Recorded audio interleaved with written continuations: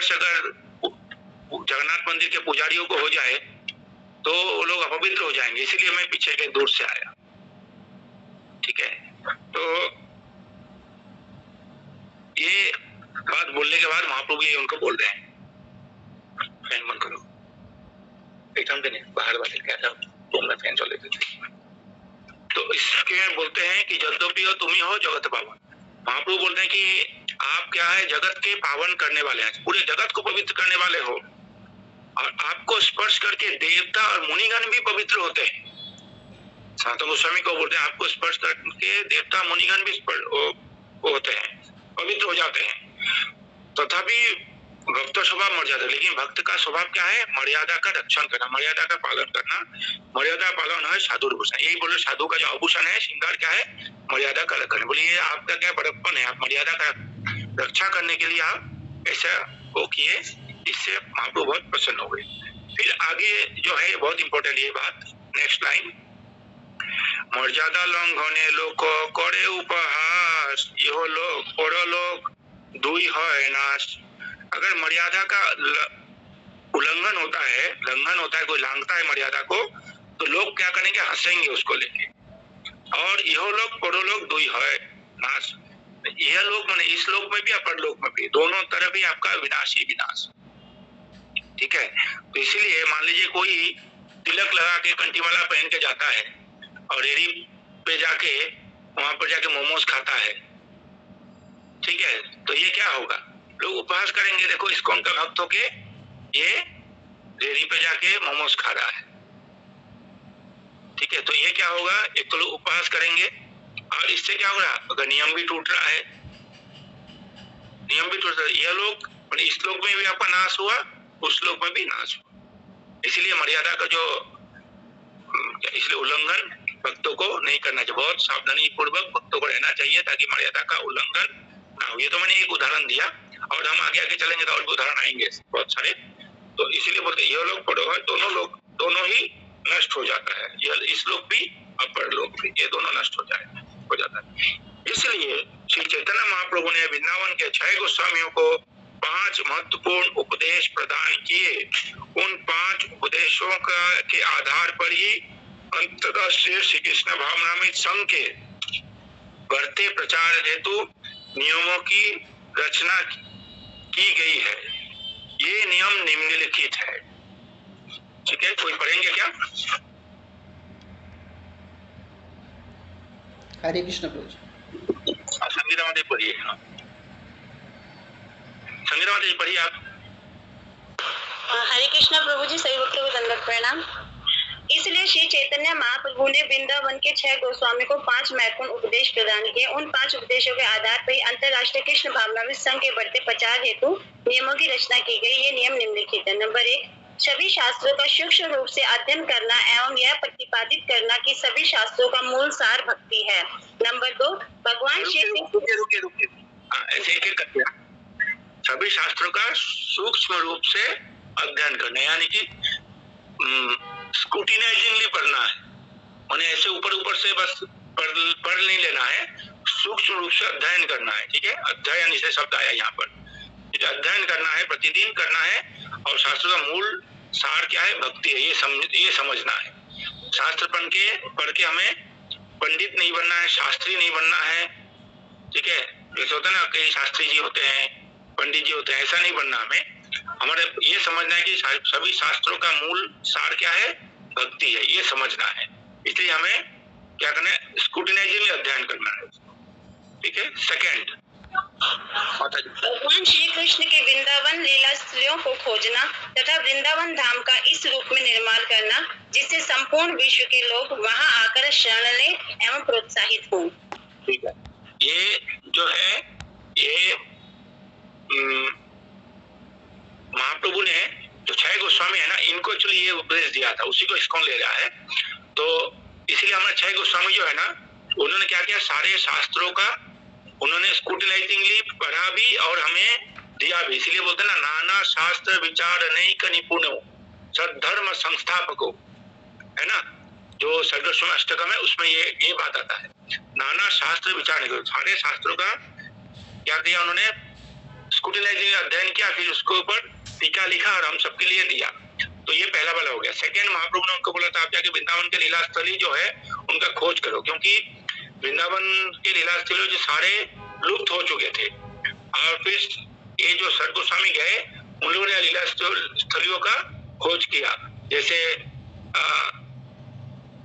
ये अपने जितने भी मंदिर है हम लोग देखते हैं, जो गोस्वामी के मंदिर, चाहे विशेषकर 7 मंदिर हम लोग जाते हैं ना, सप्त देवालय, जैसे रूप गोस्वामी ने ये मदन गोविंद देव मंदिर, सनातन गोस्वामी का कौन सा मदन मोहन मंदिर, इसके बाद गोपाल भट्ट गोस्वामी राधा रमन मंदिर, ऐसे अलग अलग मंदिर, अलग अलग उससे लीला स्थलीय जो है, और जो द्वादश वन है, इसके बाद और ये काम्य वन है, वहां पर जो जितने भी लीला स्थली का खोज इन गोस्वामी ने वृंदावन में रह के, ब्रज में रह के किया।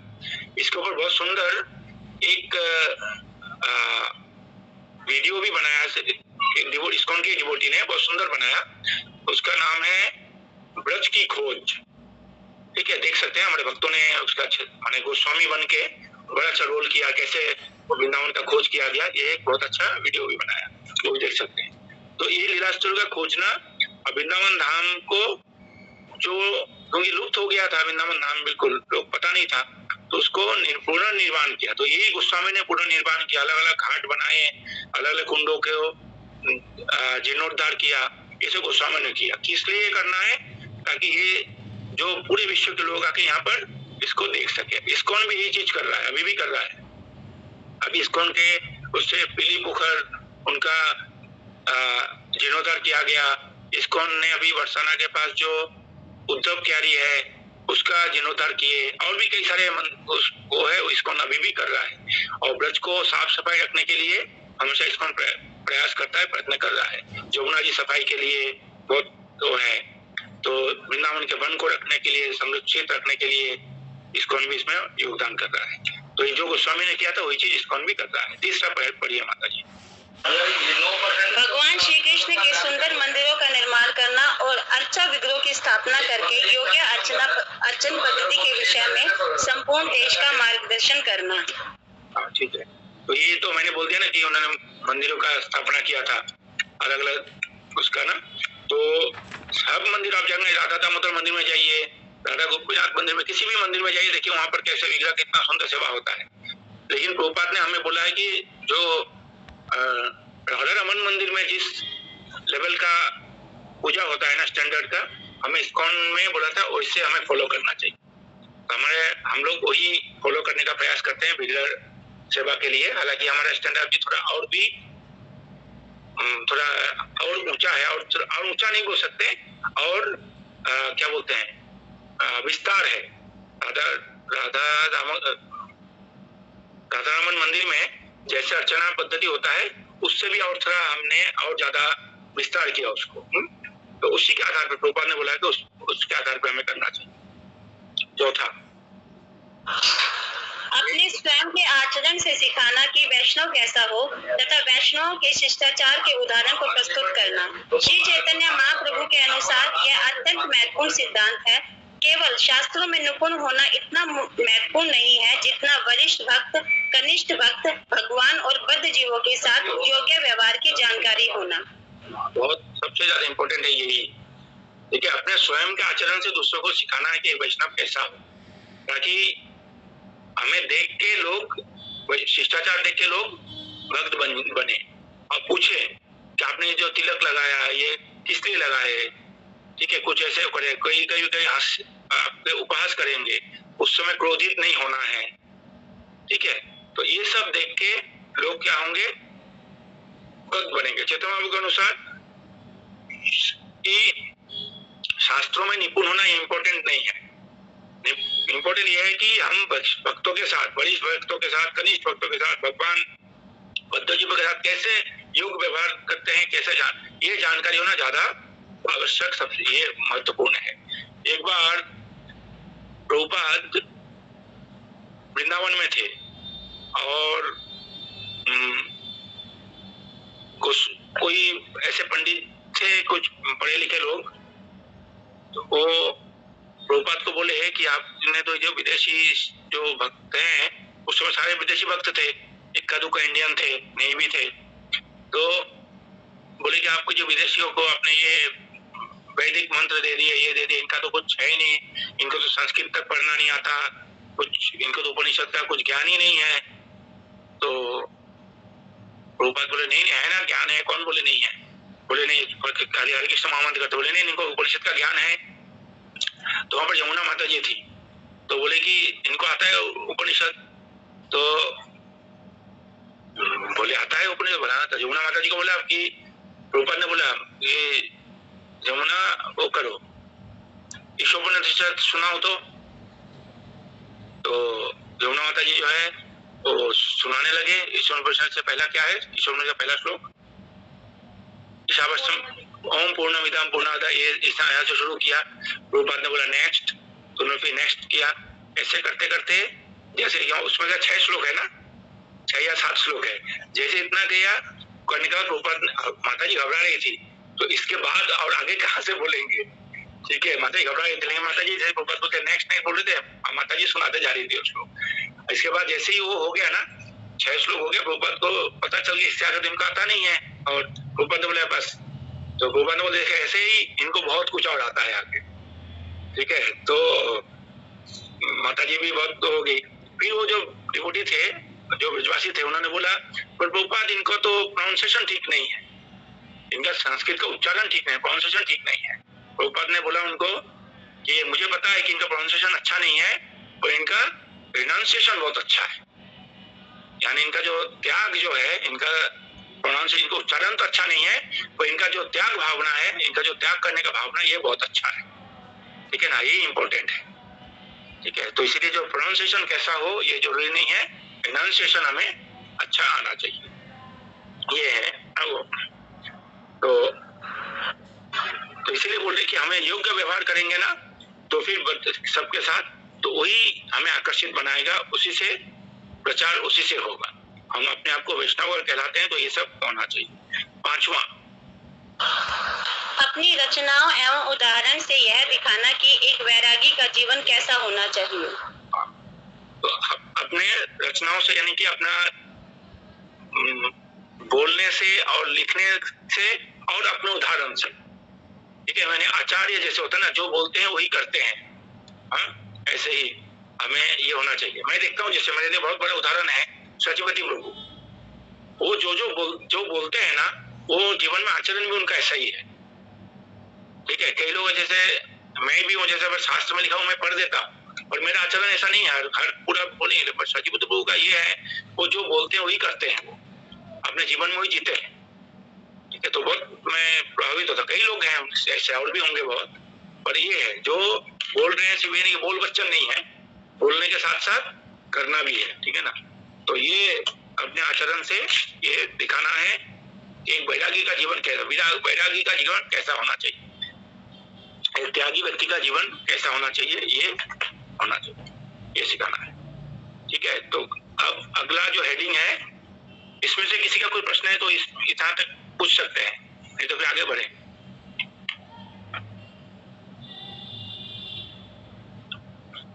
हमने पढ़ा सभी शास्त्रों का सूक्ष्म रूप से अध्ययन करना है, वृंदावन के और लीला स्थलों का खोज करना है, उनको संजो के रखना है। खोज तो उन लोगों ने कर दिया गोस्वामी जी ने, अब हमें, हमारा कर्तव्य क्या है, हम उनको संजो के रखें।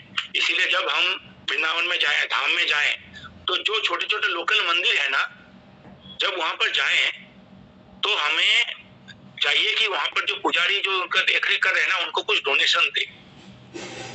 जो संस्थाएं चला रही है मंदिर, वो तो ठीक है, उसको तो ट्रस्ट से पैसा आ रहा है, वो अलग बात है। लेकिन जो छोटे छोटे और मंदिर है वृंदावन के ना, कई सारे देखेंगे, छोटे छोटे कुंड है, वहां पर कुछ छोटे छोटे मंदिर है, वहां पर कुछ बाबा जी रहते हैं, सेवक सेवा कर रहे हैं, उन्होंने इस धरोहर को संजो के रखा है। तो हमारा कर्तव्य कि हम जाएं, तो उन लीला से खोज तो ऑलरेडी हमें गोस्वामी ने कर दिया, अब उनको संजो के रखने के लिए हमारा कर्तव्य हम उनमें कुछ योगदान करें, कुछ डोनेशन दे, बिल्कुल खाली हाथ ना आ जाए। हर स्थान पे जाके कुछ डोनेशन दे, अपने जता सकते हैं। ठीक है, ताकि इससे हमें ये वाला हम कर सकते हैं उसमें। थर्ड है, कृष्ण के सुंदर मंदिरों का निर्माण करना, और जब ये कर ही रहे हैं, अलग अलग इस्कॉन का वो हो रहा है, हमारे सेंटर, छोटे छोटे सेंटर बनाते रहना, घर घर में मंदिर बनाते रहना, सबको इन्वाइट करते रहना, ये, और स्वयं का आचरण से सिखाना और अपना उदाहरण प्रस्तुत करना, ये हो गया इसमें जो किसी प्रश्न है पूछिए, नहीं तो आगे कोई पढ़िए। हाँ, कृष्ण भावना का 60 वैष्णव आचरण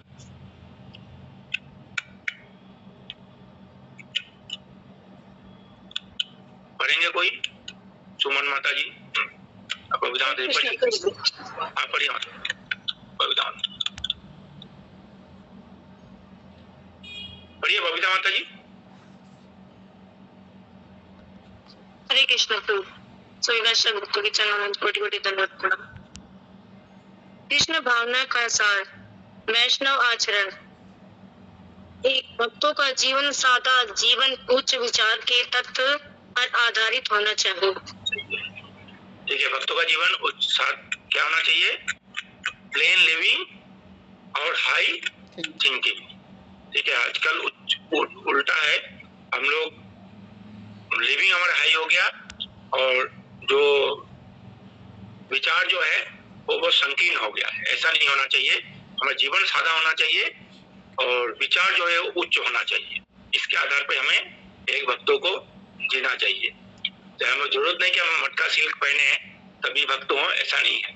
हम सिंपल सा धोती पहनेंगे, कुर्ता पहनेंगे, पर हमारा विचार जो है वो ऊंचा होना चाहिए। इसलिए प्रभुपाद जो है, आप देखते हैं प्रभुपाद जब चलते थे ना, प्रभुपाद हमेशा ऐसे ऊपर देख के चलते थे, लाठी लगे से ऊपर देख के चलते थे। एक बार किसी ने पूछा, स्वामी जी आप हमेशा ऐसे ऊपर देख के क्यों चलते हैं? प्रभुपाद बोलते हैं क्योंकि हमारा फिलोसॉफी जो है ना बहुत ऊंचा है, हमारा सिद्धांत बहुत ऊंचा है, इसलिए मैं ऊपर की तरफ देख के चलता। ठीक है, तो ऐसे हमारा विचार जो है ऊंचा होना चाहिए और जीवन जो है सादा होना चाहिए, बिल्कुल simple living I think. Second,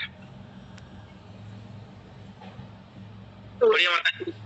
भक्तों का जीवन कैसा हो, इसके बारे में अनेक नियम एवं तत्व हैं, परंतु उन सब का उद्देश्य यह है कि वे सभी एक मूलभूत नियम, निरंतर भगवान श्री कृष्ण का स्मरण और कभी भी उनका विस्मरण न होना की पूर्ति हेतु सहायक होने चाहिए। यह नियम सर्वोच्च है तथा सभी नियम इसके अधीन हैं। एक्चुअली इसका है कि हमें always remember Krishna, never forget Krishna. ठीक है, मतलब हमेशा कृष्ण को याद रखो और कभी कृष्ण को भूलो नहीं। दोनों बात एक ही है, दोनों बात एक ही है, लेकिन फिर भी इसको दो तरह से बोला गया, एक नेगेटिव में और एक पॉजिटिव में। होता है ना नेगेटिव, एक हम लोग जब पढ़ाई करते तो उसमें आता था turn into negative without changing the meaning. ठीक है, turn into negative without changing, यानी कि उसका मीनिंग नहीं बदलेगा लेकिन उसका नेगेटिव हो जाएगा। कोई एग्जांपल है किसी के पास इस तरह का कोई सेंटेंस? जैसे एक होता है कि I am eating, I am not eating, ये हो गया आई एम नॉट ईटिंग, ये हो गया नेगेटिव। लेकिन ये नहीं, इसका माने ऐसे होता है कि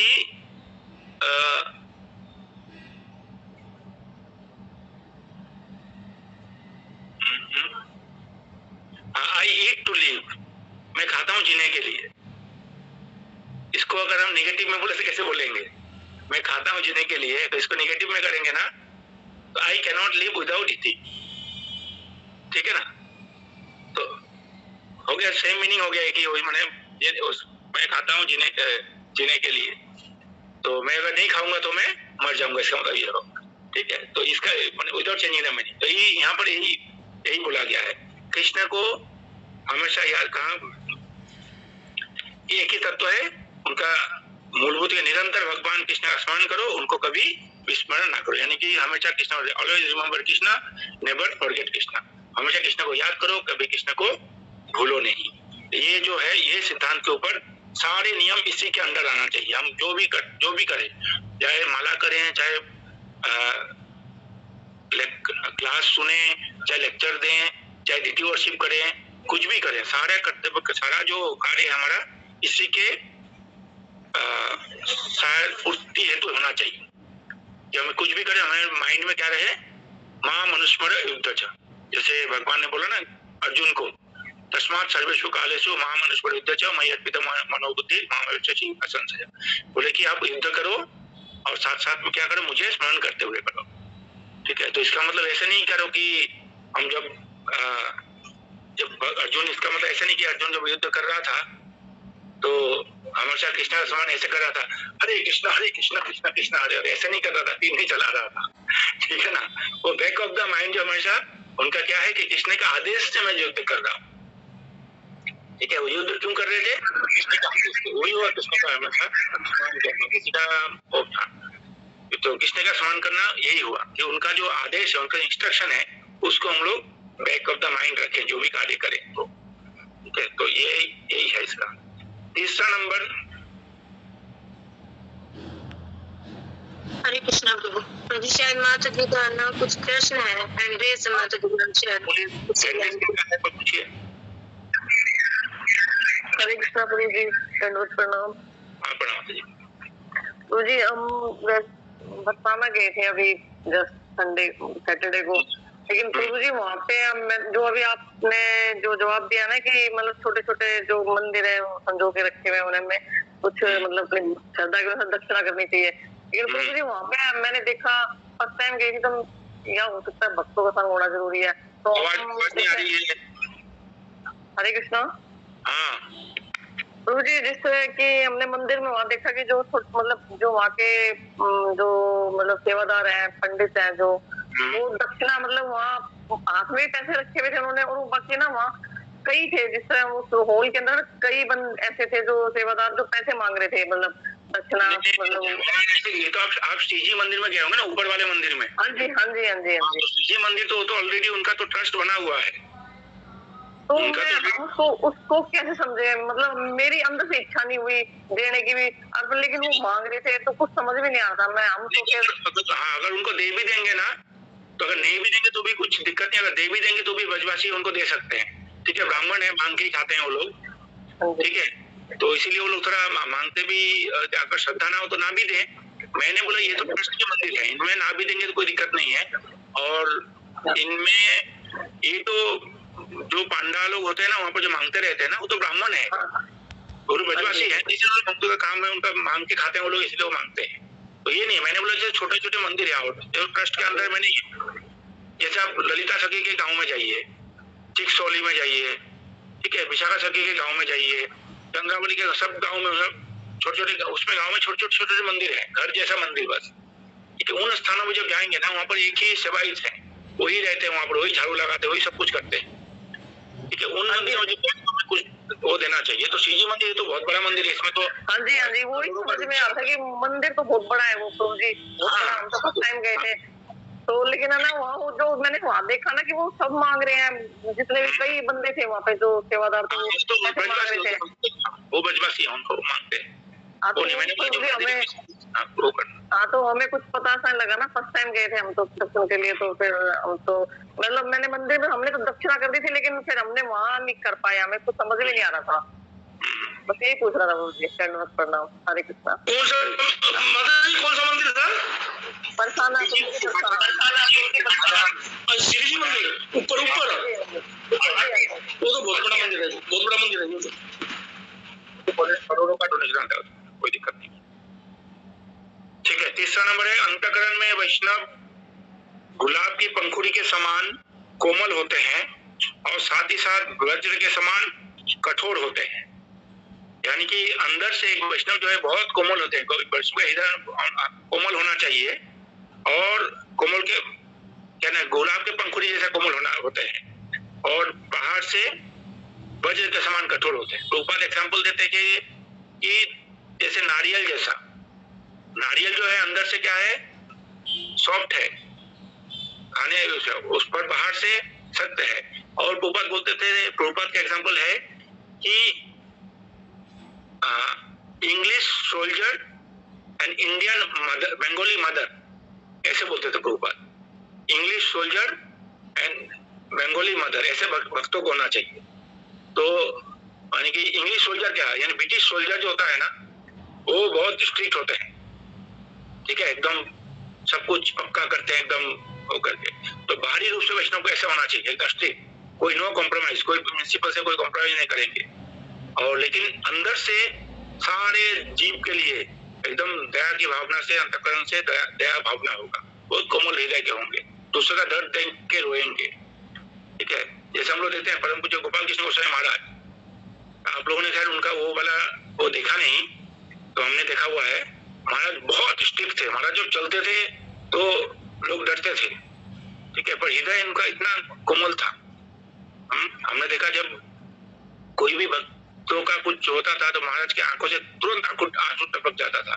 जब कोणार्की माता जी के घर पे आए थे प्रभु जी को देखने के लिए, महाराज वहां बैठे थे, महाराज की आंखों से आंसू टपक गया था। तो हृदय से तो अंतःकरण से कोमल होना चाहिए, ठीक है, भक्तों को। और बाहर से प्रिंसिपल में कोई कॉम्प्रोमाइज नहीं। कोई प्रभुपाद के ऊपर कोई क्वेश्चन करेगा तो उसका मुंह तोड़ जवाब देंगे, ठीक है, ऐसा। चौथा है वैष्णव अदोषदर्शी होते हैं, अर्थात वे कभी भी दूसरों के दोष नहीं देखते। वैष्णव केवल दूसरों की स्तुति सुनते हैं, दोष नहीं सुनते।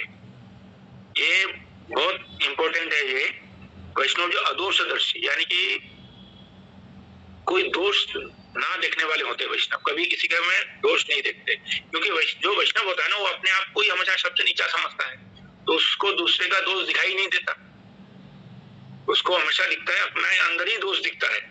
दूसरे के सबको सब समझता है कि तुम मुझसे ऊंचे हैं, मुझसे ज्यादा अधिक श्रेष्ठ हैं, इसलिए उनमें हमेशा क्या भावना रहता है, दूसरों के प्रति दूसरों का दोष दिखाई नहीं देता उनको। तो ऐसे ही वैष्णव को रहना चाहिए कि अदोषदर्शी। अगर मान लीजिए कोई दोष दिख भी जाए तो क्या होना चाहिए, हमें बेनिफिट ऑफ डाउट देना चाहिए। जैसे क्रिकेट में होता है ना, बेनिफिट ऑफ डाउट देते हैं। जैसे मान लीजिए अभी तो अगर थर्ड अंपायर जो अगर आ गया है, तो फिर भी पहले जब थर्ड अंपायर कैमरा ये सब नहीं था, फोर्थ अंपायर नहीं होता था, तो 2 ही अंपायर होता था उसमें क्रिकेट में। तो क्रिकेट में जब 2 अंपायर होता था तो 2 अंपायर क्या करते थे, जैसे मान लीजिए फर्स्ट अंपायर जो है, एक कोई कैच उसमें पकड़ा बॉल, विकेट कीपर ने वो किया कि हाउस बोल के वो किया, पर ये अंपायर जो है वो श्योर नहीं है कि ये टच होके गया कि नहीं बॉल बैट में, ठीक है। तो जो लेग अंपायर जो होता है ना, तो लेग अंपायर को कंसल्ट करेगा, उससे वो बोलेगा, लेग अंपायर बोलेगा कि मैंने भी नहीं देखा, मुझे भी लगता नहीं कि टच हुआ कि नहीं हुआ, मुझे भी डाउट है। उस समय जो है उस अंपायर क्या करता था, बैट्समैन को ही बेनिफिट ऑफ डाउट देता था कि आप भले वो टच हो, बैट्समैन को बेनिफिट ऑफ डाउट देके कि आप आउट नहीं हो, ऐसे वो करता था।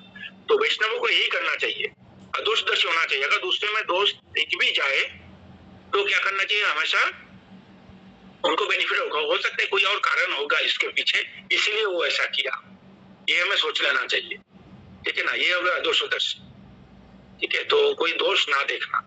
और जो मैनेजमेंट में होते हैं, जो लीडर्स होते हैं, गुरु होते हैं, जो मैनेजमेंट में होते हैं ना, उनको भी दोष देखना चाहिए। कैसे देखना चाहिए दोष, वो सुधार करने के लिए, ना कि उनको नीचा दिखाने के लिए, ठीक है। गुरु का कर्तव्य है, गुरु का काम है, अगर दोष नहीं दिखेंगे तो सिखाएंगे कैसे। इसलिए गुरु जो है वो अगर दोष दिखते भी हैं, प्रेसिडेंट, टेम्पल कमांडर, अगर दोष दिखते भी हैं और इसलिए देखते हैं वो, ताकि उनका सुधार ला सके, ताकि इससे अच्छा एक भक्त बने वो, इसीलिए उस भावना से, ठीक है। किसी कोई प्रश्न है तो पूछिए, ये तो फिर आगे का पढ़ेंगे।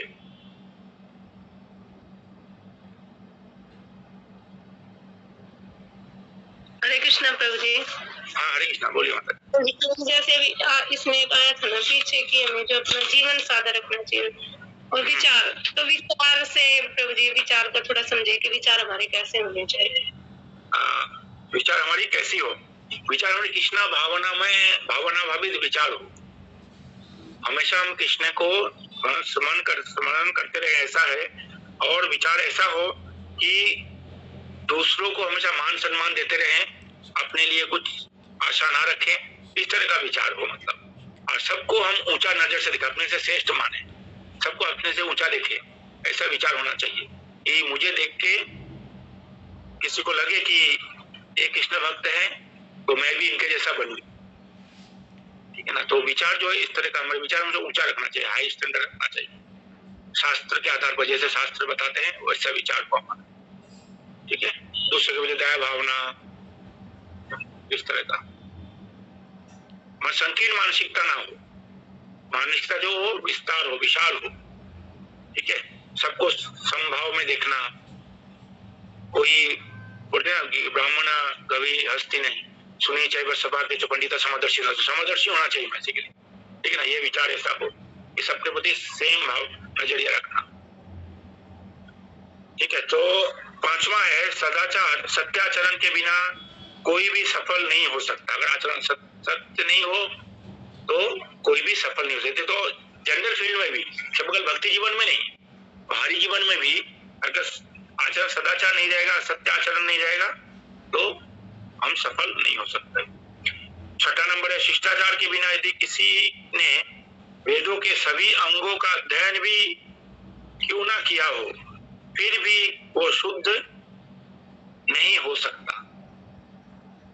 चाहे सारे चतुर्वेदी बन गए हों, सारे वेदों का अध्ययन कर लिया, लेकिन अगर उसका शिष्टाचार नहीं है, उसको शिष्टाचार नहीं पता किसके साथ कैसे व्यवहार करते हैं, बड़ों के साथ कैसे व्यवहार करते हैं, छोटों के साथ कैसे व्यवहार करते हैं, भक्तों के साथ कैसे व्यवहार करते हैं, माता पिता के साथ कैसे व्यवहार करते हैं, ये सब समाज के साथ, ये सारा व्यवहार अगर हमें नहीं पता तो फिर ये वेदों का सभी अंगों का अध्ययन करने पर भी कोई उसका लाभ नहीं, कोई शुद्ध नहीं बन सकता वो, ठीक है। तो उसका कोई नहीं, जैसे मुझे याद आया एक बार हमारे जो मेरे माता पिता के जो गुरुदेव है ना, गौड़ीय वैष्णव थे, अब तो है नहीं वो, तो हमने बचपन में उनका काफी सेवा किया। तो मेरे पिताजी रेलवे में थे और रेलवे में जो रिजर्वेशन बनाते हैं ना, अभी तो कंप्यूटराइज हो गया सब कुछ, उसमें कंप्यूटराइज नहीं था, जो ट्रेन में रिजर्वेशन नहीं होती है, हम लोग टिकट बुकिंग कराते हैं, तो उसमें डिपार्टमेंट थे, कमर्शियल डिपार्टमेंट में थे वो बुकिंग में। तो मेरे पिताजी के जो गुरु हैं वो उड़ीसा में रहते थे, हम लोग रहते थे आसाम में। तो आसाम से वो ट्रेन से कभी कभी साल में एक बार उड़ीसा जाते थे। तो मेरे पिताजी उनका टिकट बना के देते थे, रिजर्वेशन करा। तो जब टिकट बना के देते थे तो एक बार टिकट बना के उन्होंने दिया, मैंने टिकट बनाने के लिए बोले, तो उन्होंने, उनके गुरुदेव जो है वो बता रहे थे कि यहाँ से हम माने गुवाहाटी तक जाएंगे, गुवाहाटी से ट्रेन से हम लोग माने हम इस ट्रेन से कलकत्ता तक जाएंगे, फिर कलकत्ता से हम कौन सा कोई एक दूसरा ट्रेन था, फलकनामा या करोमंडल एक्सप्रेस से हम भद्रक तक जाएंगे, उड़ीसा में भद्रक बोल के जगह है, वहां तक जाएंगे। तो यानी कि तीन रिजर्वेशन टोटल होता था। तो वो ऐसे बोले, तो मैंने वहीं पर पिताजी को बोला, मैं भी था साथ में, तो मैंने बोला कि ये जो गुवाहाटी से कलकत्ता जाएंगे, फिर कलकत्ता से वो उधर भद्रक जाएंगे दूसरी ट्रेन से, तो गुवाहाटी से डायरेक्ट भद्रक की ट्रेन उसमें क्यों नहीं जाएंगे? ट्रेन तो डायरेक्ट जाती है, एक ट्रेन है उस समय, एक ट्रेन एक हफ्ते में एक दिन ही था, बेंगलोर जाती थी, तो वो कलकत्ता से भद्रक भुवनेश्वर होते हुए फिर निकलती थी वो बेंगलोर की। वो क्या ना, मेरे पास ट्रेन से ग्लांस बोल के एक बुक आता था रेलवे का, वो बुक था, तो उसमें मैंने देखा था। तो मैंने पिताजी को बोला कि बता रहे हैं, तो मैं बोला तो ट्रेन डायरेक्ट ट्रेन जाती है, तो उनके गुरुदेव बोले नहीं, डायरेक्ट ट्रेन कोई है नहीं यहाँ से, इसलिए मैं कलकत्ता होकर जाता। ठीक है, तो मैंने बोला डायरेक्ट ट्रेन है ना, तो मेरे पिताजी ने मुझे रोक दिया, बोले नहीं है, चुप रहो। ठीक है, तो मैं चुप रहा। फिर मैं घर आया कि आने के साथ ही पहले वो ट्रेन से ग्लांस जो बुक लेके मैंने पिताजी को दिखाया, देखो ये इस पे ये ट्रेन जाती है, वहां पर भद्रक जाती है गुवाहाटी से सीधा। तो टेबल को मुझे नहीं पता था, मुझे भी पता है, पर गुरु के सामने कभी तर्क नहीं करना चाहिए, गुरु जो बोले वही सत्य है। ठीक है, तो जो गुरु अगर बोले कुछ तो वही सत्य है, उसको अगर झूठ भी है ना तो भी उनके साथ तर्क वितर्क नहीं करना चाहिए। तो उस समय तो मुझे पता नहीं था, तो बाद में जब मैं बड़ा हुआ तो फिर मुझे वो आया कि देखो कितना अच्छा मैंने पिताजी ने शिक्षा दिया। जबकि पिताजी रेलवे में, स्वयं रेलवे में है, उनको रेलवे का एक चीज पता है, मुझे भी रेलवे का नॉलेज जो है पिताजी से इतना कुछ पता वो किया। तो उन्होंने खुद ये होते हुए उन्होंने अपने गुरु से तर्क नहीं किया, उन्होंने बोला कि गुरु से तर्क नहीं करना चाहिए, जो वो बोले वो ठीक है। ठीक है, तो ऐसे जो है शिष्टाचार हमें पता होना चाहिए, किनके साथ कैसे व्यवहार करना चाहिए। भले भी कुछ अपने गुरु का सीनियर डिवोटी से कुछ बात पसंद ना आए तो हमें हमसे तर्क नहीं करना चाहिए, एकदम कंठस्थ हो उनको। फिर भी मृत्यु का जो समय आएगा ना, उस समय सारा ज्ञान उसका भय का धारा है, जो उसको कृष्ण याद नहीं आएंगे उस समय। और अगर कोई शिष्टाचार का पालन करते हैं, बहुत अच्छा व्यवहार है, कोई भी एकदम बिल्कुल अनपढ़ है, कुछ ज्ञान नहीं है, तो क्या होगा, वो जब मृत्यु शैया पर रहेगा ना, दूसरे भक्त लोग चारों तरफ उसको घेर के रखेंगे और कीर्तन करते रहेंगे, उनको याद दिलाते रहेंगे कि भगवान याद दिलाते रहे। तो इसलिए क्या इंपॉर्टेंट है, अगर अपने शिष्टाचार से सारे वैष्णवों को ध्यान आकर्षित करना, या पंडित होके ऐसा कि अकेले में देह त्यागना, ज्यादा इंपॉर्टेंट है कि हम अपने शिष्टाचार से, अपने व्यवहार से सारे भक्तों को आकर्षित करें कि अंत समय में सारे भक्त मेरे लिए प्रार्थना करें, लेकिन वो ज्यादा इंपॉर्टेंट है। तो इसलिए ये बोला गया है इसमें, शिष्टाचार का पालन करने वाला यदि सभी शास्त्रों में पारंगत वैष्णव बनता है तो भी मृत्यु के समय उसका समस्त ज्ञान नष्ट हो जाता है, क्योंकि अगर तुमने शिष्टाचार पालन किया नहीं, वैष्णवों का कभी संग किया नहीं, वैष्णवों को कभी ध्यान दिया नहीं, वैष्णवों का आशीर्वाद प्राप्त किया नहीं, तो सारा का सारा वो धरा रह जाएगा। 7 नंबर, वैष्णव आचरण का त्याग करना निश्चित रूप से स्वयं के आध्यात्मिक जीवन का अंत करने का समान है। यानी कि कोई अगर वैष्णव आचरण का त्याग कर देता है, वैष्णव आचरण पालन नहीं करता, निश्चित रूप से वो क्या कर रहा है, अपना आध्यात्मिक सुसाइड बोलते हैं, स्पिरिचुअल सुसाइड बोलते हैं, आत्महत्या, आध्यात्मिक आत्महत्या करने का समान है। यानी कि अपने आप को वो मारने का समान है, कोई वैष्णव सदाचार का त्याग कर देता है, वैष्णव सदाचार पालन नहीं करता तो। ठीक है, तो 9 नंबर है, अच्छा आचरण यश, ऐश्वर्य, आयु आदि को बढ़ाता है एवं सभी अमंगलों का नाश करता है। ये एक सिद्धांत है। अच्छा आचरण अगर रहेगा तो आपका यश भी बढ़ेगा, ऐश्वर्य भी बढ़ेगा, आयु भी बढ़ेगा, ये सबको बढ़ाता है। आचरण अच्छा है, अच्छा है। कोई अगर बिजनेस में अच्छा बिहेवियर करे, अगर नौकरी में कोई अच्छा बिहेवियर करे, तो बॉस लोग प्रसन्न होकर, क्योंकि बिहेवियर बहुत अच्छा है, तो उसको सब लोग क्या करेंगे, कुछ भी थोड़ा गलती उलती भी कर लेगा ना, तो क्योंकि उसका व्यवहार अच्छा है तो उसको गलती को माफ कर देंगे। बिजनेस में किसी का कोई व्यवहार अच्छा है तो लोग क्या करेंगे, उसी के दुकान में जाएंगे, भले ही 2 पैसा ज्यादा लेता हो, पर वो इनका व्यवहार अच्छा है, इनके यहाँ जाएंगे, इनके वहां से खरीदेंगे। ठीक है ना, तो ये होता है। और आयु भी बढ़ाता है, ये भी बोलते हैं। अगर व्यवहार अच्छा है तो आयु कैसे बढ़ता है, कोई जिसका व्यवहार अच्छा है ना, उसका कोई दुश्मन होगा नहीं, उसको कोई टेंशन देने वाला होगा नहीं। अगर आपको निश्चिंत, अगर आप टेंशन फ्री रहेंगे, आयु आपका बढ़ेगा, आयु घटेगा नहीं। जिसका व्यवहार अच्छा नहीं है, वो बात बात पे क्रोध करेगा, उसका होगा तो क्या होगा, उसका आयु घटेगा। इसलिए व्यवहार जो है वो आचरण बहुत अच्छा होना चाहिए। और 10वां नंबर है, श्रील प्रभुपाद कहते हैं वैष्णव की क्या पहचान है, वो एक सभ्य व्यक्ति होता है। Vaishnav is a perfect gentleman. Prabhupad बोलते हैं Vaishnav is a perfect gentleman. Vaishnav का क्या परिचय है, वो परफेक्ट जेंटलमैन होगा। जेंटलमैन मतलब वो सूट बूट कोट पहनना, टाई पहनना, ये नहीं, उसका आचरण से जेंटलमैन होगा, बहुत जेंटल, बहुत विनम्र भद्र होगा व्यक्ति। ये है वैष्णव सदाचार का वो। इसको फिर से आप लोग पढ़िएगा, किसी को प्रश्न है तो प्रश्न पूछ सकते हैं, कोई डाउट है तो पूछ सकते हैं। इसको दोबारा से पढ़िए, क्योंकि बहुत इंपॉर्टेंट 10 पॉइंट्स है। ये 10 एक पॉइंट के ऊपर एक क्लास होने वाले हैं, इससे वो है ये। ठीक है, तो अगर किसी को कोई डाउट है तो पूछिए। और अगले हफ्ते हम लोग फिर दूसरा मंदिर के अंदर कैसे नियम पालन करते हैं वो सब हम अगले हफ्ते देखेंगे। किसी को प्रश्न है तो पूछ